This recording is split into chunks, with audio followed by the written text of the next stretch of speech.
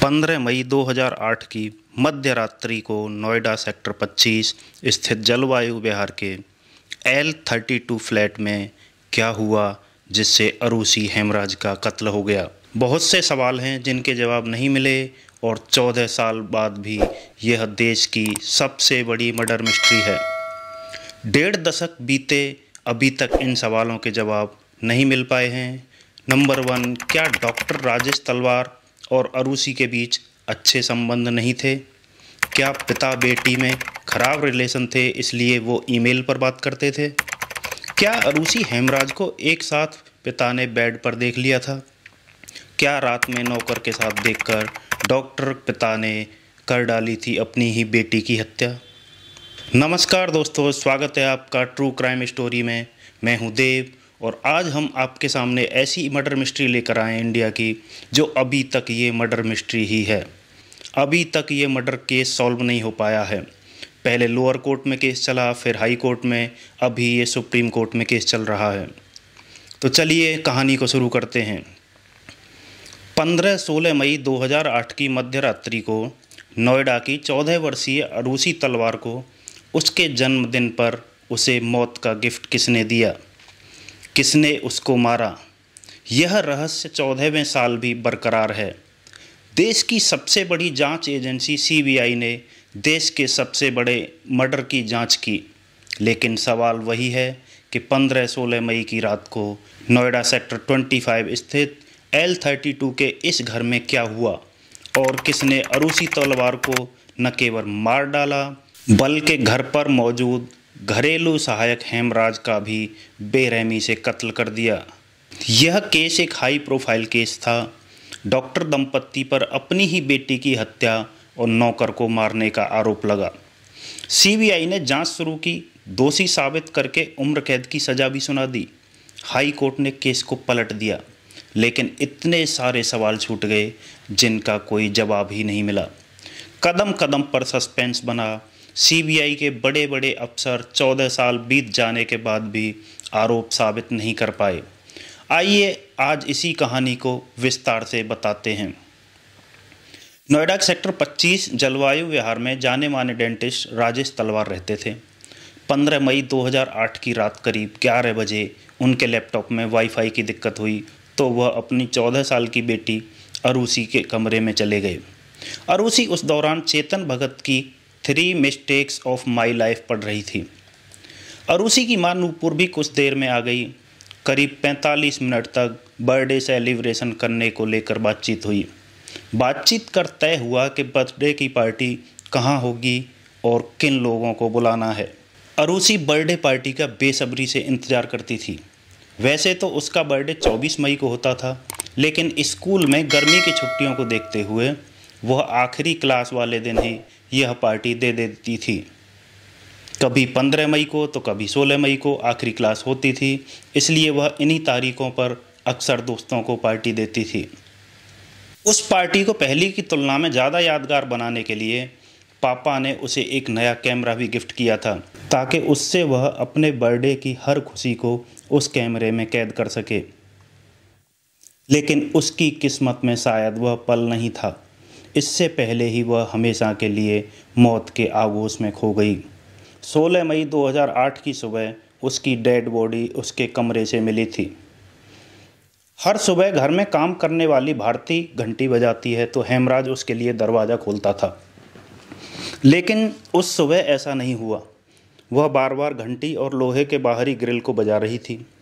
आखिरकार नूपुर आंख मलते हुए लकड़ी का दरवाज़ा खोलती है और अंदर के लोहे के ग्रिल से पूछती है कि हेमराज कहाँ है।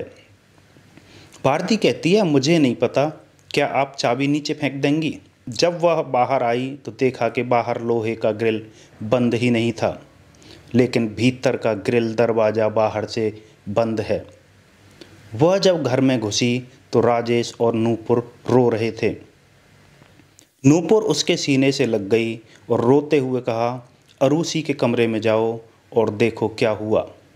भारती अंदर जाती है और नूपुर जब चादर हटाती है तो भारती को अरूसी के गले पर खून की पतली धार दिखती है। नूपुर रो रही थी, देखो हेमराज ने क्या किया। भारती पूछी है पड़ोसियों को बुलाऊं, तो नूपुर कहती है हाँ बुलाओ। बुधवार की सुबह 6:50 पर पुलिस आ जाती है और 8 बजे तक मीडिया। अरूसी का शव पोस्टमार्टम के लिए 9 बजे ले जाया जाता है। जब अरूसी की डेड बॉडी उसके कमरे में मिली थी तब शुरुआत में हेमराज को उसका कातिल माना जा रहा था। उसके खिलाफ तत्काल पुलिस ने एफआईआर भी दर्ज कर ली। इसके बाद पुलिस की एक टीम तो नेपाल के अर्घाखांची स्थित उसके घर तक भेज दी गई। 16 मई 2008 को जब अरूसी की डेड बॉडी मिली तब नोएडा पुलिस ने जांच शुरू की। हालांकि तब तक हेमराज का शव नहीं मिला था। तब तक मर्डर का शक उसी पर था। हालांकि 17 मई की सुबह जब एक रिटायर्ड पुलिस अधिकारी व मीडिया के लोग वहां पहुंचे तब डॉक्टर राजेश तलवार के फ्लैट की छत पर पड़ताल की गई। उस दौरान हेमराज की डेड बॉडी मिली तब केस में नया मोड़ आ गया। इसी के बाद डॉक्टर दंपत्ति शक के घेरे में आ गए, लेकिन सब मिलने के बाद जांच की दिशा ही बदल गई। मीडिया में डॉक्टर दंपत्ति पर सवाल उठाए जाने लगे। पुलिस को भी उन्हीं पर शक हुआ। एक हत्याकांड की जांच की कड़ी में जो काम सबसे पहले होता है उसमें भी नोएडा पुलिस ने लापरवाही बरती। हत्याकांड की जानकारी लगने पर बड़ी तत्परता के साथ नोएडा पुलिस मौके पर तो पहुंची, लेकिन वह घर में घुसी भीड़ को नहीं हटा सकी, जिसमें बड़ी संख्या में मीडियाकर्मी थे। इसके साथ नोएडा पुलिस ने जांच की शुरुआत में वह काम नहीं किया जो उसे तत्काल करना चाहिए था। घर पर पहुंची नोएडा पुलिस ने न तो खून के नमूने लिए, न ही खून से सनी चादर और गद्दों को पुलिस ने सीज किया, जिस पर अरूसी तलवार का शव मिला था। यूपी पुलिस के फोटोग्राफर और फिंगरप्रिंट कलेक्टर चुन्नीलाल गौतम घटनास्थल पर पहुंचे। वो 10 बजे वहां पहुंचे थे। फ़ोटो खींची, फिंगरप्रिंट निकाला, लेकिन जब उसका फाइनल प्रिंट निकला तो 24 में से 22 धुंधले थे। 23 फ़ोटो नेगेटिव से मेल ही नहीं खाते थे। नोएडा पुलिस अगर 16 मई 2008 की सुबह छत पर जाने की जहमत उठाती तो शायद जांच की दिशा ही बदल जाती। दरअसल नोएडा पुलिस ने मान लिया था कि हेमराज ही अरूसी तलवार का मर्डर करके फरार हुआ है, जबकि अगले दिन उसकी लाश छत पर मिलती है। हैरत की बात यह है कि नोएडा पुलिस ने घर की छत पर जाने वाली सीढ़ियों पर गिरी खून की बूंदें तक नहीं देखीं। वहीं छत के दरवाजे और उसमें लगे ताले पर भी खून से सने हाथों के निशान साफ साफ दिखाई दे रहे थे।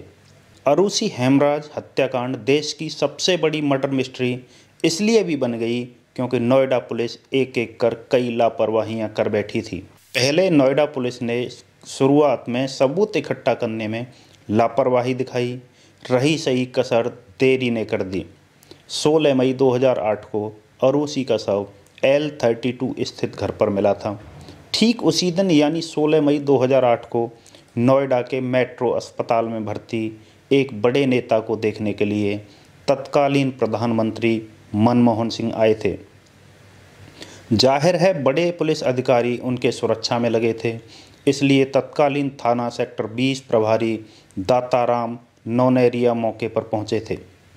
दाताराम ने वहां पहुंचते ही हत्या के इस केस में महज खानापूर्ति की और अरूसी के शव का पंचनामा कर पोस्टमार्टम के लिए भेज दिया। इसके बाद रही सही कसर फ्लैट में पहुंचे मीडिया कर्मियों ने किया, जो घंटों घर भर में सबूतों को अनजाने अनचाहे मिटाते रहे। पुलिस ने करीब 1 सप्ताह बाद डॉक्टर राजेश तलवार को आरोपी होने का दावा करते हुए गिरफ्तार कर लिया। हालांकि इस दौरान चौंकाने वाली बात यह रही कि पुलिस की एक टीम ऐसी भी थी जिसने अपनी जांच के आधार पर डॉक्टर तलवार को आरोपी मानने से इनकार कर दिया था। इस तरह पुलिस में ही 2 ग्रुप बन गए थे। दोस्तों, इस कहानी में अभी कई मोड़ आने वाले हैं, तो आपसे रिक्वेस्ट है कि वीडियो को पूरा देखिए, तभी ये कहानी आपको समझ आएगी। और आपने हमारे चैनल को सब्सक्राइब नहीं किया है तो सब्सक्राइब कर दीजिए। 1 जून 2008 को तत्कालीन बीएसपी सरकार ने सीबीआई जांच को मंजूरी दी। इसके बाद सीबीआई ने तुरंत जांच शुरू कर दी। इस जांच में डॉक्टर तलवार की क्लिनिक में काम करने वाले कृष्णा, राजकुमार और विजय मंडल पर शक जताया। सीबीआई ने दावा किया था कि इन तीनों ने मिलकर डबल मर्डर को अंजाम दिया था। तीनों की गिरफ्तारी साइंटिफिक आधार पर मिली डिटेल के तहत की गई थी। 11 जुलाई 2008 को सीबीआई के तत्कालीन जॉइंट डायरेक्टर अरुण कुमार ने बताया कि तलवार दंपत्ति से हुई पूछताछ और उन पर किए तमाम साइंटिफिक टेस्ट से कुछ हाथ नहीं लगा है। सीबीआई ने दावा किया था कि 15 मई की रात में हेमराज के कहने पर कृष्णा, राजकुमार और विजय मंडल डॉक्टर तलवार के घर पहुंचे थे। वहां नौकर के कमरे में चारों ने शराब पी। इसके बाद वे अरूसी के कमरे में जाकर जबरदस्ती करने लगे, जिसका अरूसी ने भारी विरोध किया। फिर उन तीनों ने उसके सर पर किसी भारी चीज़ से वार कर बेहोश कर दिया। हेमराज ने इसका विरोध किया, तब तीनों बातचीत करने के बहाने उसे छत पर ले गए, फिर उसकी खुकरी से हत्या कर दी। इसके बाद तीनों वापस अरूसी के कमरे में पहुंचे और उसका भी गला खुकरी से काट दिया। सीबीआई ने सितंबर 2009 में स्पेशल जुडिशियल मजिस्ट्रेट प्रीति सिंह को रिपोर्ट भेजी। प्रीति सिंह ने सीबीआई की क्लोजर रिपोर्ट को खारिज कर दिया। कहा कि फिर से जांच करिए। इस केस में नया मोड़ तब आया जब सीबीआई की एक नई टीम ने जांच की कमान संभाली। अब जांच की जिम्मेदारी सीबीआई की दूसरी टीम पर थी। इसका नेतृत्व एजीएल कॉल को सौंपा गया। दूसरी टीम ने तलवार परिवार के तीनों नौकरों को छोड़ दिया। इस टीम ने तीनों नौकरों के खिलाफ जुटाए गए सबूतों को कमज़ोर करार दिया। इस आधार पर तीनों को कोर्ट से जमानत भी मिल गई। गाजियाबाद में विशेष रूप से गठित सीबीआई अदालत में चार्जशीट दाखिल की। सीबीआई ने राजेश तलवार का नार्को टेस्ट कराया, लेकिन उसमें भी कुछ नहीं मिला। इसके बाद सीबीआई की इस टीम ने केस को ब्लाइंड बताकर क्लोजर रिपोर्ट लगा दी। हालांकि बाद में कोर्ट के आदेश पर फिर से केस को ओपन किया गया। तब परिस्थितिजन्य साक्ष्यों के आधार पर डॉक्टर तलवार दंपत्ति को आरोपी करार दिया गया। इसके बाद दोनों को फिर से गिरफ्तार कर जेल भेज दिया गया। इस सवाल के जवाब की शुरुआत सीबीआई की क्लोजर रिपोर्ट से करते हैं। दरअसल इस रिपोर्ट में लिखी बात को कोई भी ज़्यादा तवज्जो नहीं देगा। जैसा कि अरूसी और उसके पिता के बीच संबंधों को लेकर मीडिया के जरिए जो बात सामने आई, उसके लिए सबसे पहले 15 मई को दिन के घटनाक्रम को जानना जरूरी है। आखिर उस दिन दोपहर से लेकर फिर रात के 12 बजे तक क्या हुआ। क्लोजर रिपोर्ट के मुताबिक 15 मई की दोपहर में डीपीएस में क्लासेज खत्म होने के बाद अरूसी को मां नूपुर तलवार अपने साथ ले गई थी। दोपहर करीब 1:30 बजे दोनों अपने घर पहुँचे। लंच से पहले ही डॉक्टर वंदना तलवार, राजेश तलवार के भाई डॉक्टर दिनेश तलवार की पत्नी हैं, पहुंची थीं। इसके बाद सभी ने एक साथ लंच किया। डॉक्टर वंदना उस दिन 3:30 बजे तक अरूसी के घर पर ही रही थीं। इसके बाद वह दिल्ली के हौज खास स्थित घर चली गईं। शाम करीब 4 बजे के बाद अरूसी को घर पर ही छोड़कर नूपुर तलवार अस्पताल में चली जाती हैं। इसके बाद शाम करीब 7:30 बजे वह क्लिनिक से घर लौटती हैं। रात करीब 9:30 बजे डॉक्टर तलवार घर आते हैं। उस समय उनका ड्राइवर पड़ोस में कार पार्किंग करने के कुछ देर बाद गाड़ी की चाबी देने के लिए घर में आता है। ड्राइवर उमेश ने बयान दिया था कि जब वह फ्लैट में दाखिल हुआ तब अरूसी और नूपुर तलवार डाइनिंग टेबल पर बैठी थीं, जबकि डॉक्टर राजेश तलवार बेडरूम से निकल रहे थे। इससे पहले उसी दिन हेमराज को घर पर एक कोरियर मिला था। उसमें डिजिटल कैमरा था। इसे डॉक्टर तलवार ने ऑनलाइन ऑर्डर कर मंगाया था। यह कैमरा अरूसी के 24 मई को आने वाले जन्मदिन पर गिफ्ट देने के लिए मंगाया गया था। माँ बाप दोनों डिनर के बाद अरूसी के कमरे में गए। भले ही कैमरे को बर्थडे पर गिफ्ट करना था, लेकिन उसे दिखाने के लिए कहने पर मां नूपुर खुशी खुशी कैमरा लेकर अरूसी को दे देती हैं। गिफ्ट देखकर अरूसी काफ़ी खुश हुई और उसने पहले अपने मम्मी पापा की फ़ोटो खींची। उस समय रात के करीब 10:15 बज रहे थे। इसके कुछ देर बाद पापा तलवार ने भी अरूसी की फ़ोटो खींची। रात करीब 10:38 पे अरूसी की फ़ोटो वो लास्ट ली गई थी। जांच के दौरान यह बात सामने आई कि 15 मई की रात में राजेश तलवार ने 11 बजे नूपुर से इंटरनेट का राउटर ऑन कराया था। यह राउटर अरूसी के कमरे में था। इसके बाद 11:57 पर और 12:03 तक इंटरनेट का यूज किया गया। इसके अलावा रिपोर्ट में यह भी लिखा गया कि अरूसी के एक करीबी दोस्त अनमोल ने 12 बजे या इसके आसपास घर के नंबर पर कॉल किया था। उस पर रिंग भी हुई थी लेकिन फ़ोन रिसीव नहीं हुआ था। रिपोर्ट में बताया गया कि स्पष्ट तौर पर और सीधे ऐसा कोई सबूत नहीं मिला है जिससे यह पता चले कि 15 मई की रात 12 बजे से लेकर सुबह 6 बजे तक घर पर क्या हुआ। अब बताते हैं इस केस को लेकर कोर्ट में सीबीआई के जांच के अधिकारी ने क्या कहा था। जांच अधिकारी एजीएल कौल ने गाजियाबाद की सीबीआई कोर्ट में तलवार दंपत्ति को उम्र कैद की सज़ा दिए जाने से पहले बयान दिया था कि तलवार दंपत्ति ने पूरे होश और हवास में अपनी बेटी समेत 2 जानें ली हैं और फिर सातिराना तरीके से सबूत मिटाए। उन्होंने बताया था कि रात 12 बजे डॉक्टर राजेश तलवार को अरूसी के कमरे से आवाज़ सुनाई दी थी। इसके बाद वो कमरे में गए तो अरूसी और हेमराज को आपत्तिजनक हालत में पाया। इस पर गुस्से से पागल तलवार ने एक के बाद एक अरूसी और हेमराज पर गोल्फ स्टिक से कई वार कर दिए। इस दौरान अरूसी की मौत हो गई और हेमराज बेहोश हो गया। इसके बाद तलवार ने हेमराज को छत पर ले जाकर उसका सर्जिकल ब्लेड से गला रेत दिया और नीचे आकर अरूसी का भी गला रेत दिया, जिससे उसकी भी मौत हो गई। सीबीआई ने कहा था कि अरूसी की मां नूपुर ने भी सबूत मिटाने का काम किया।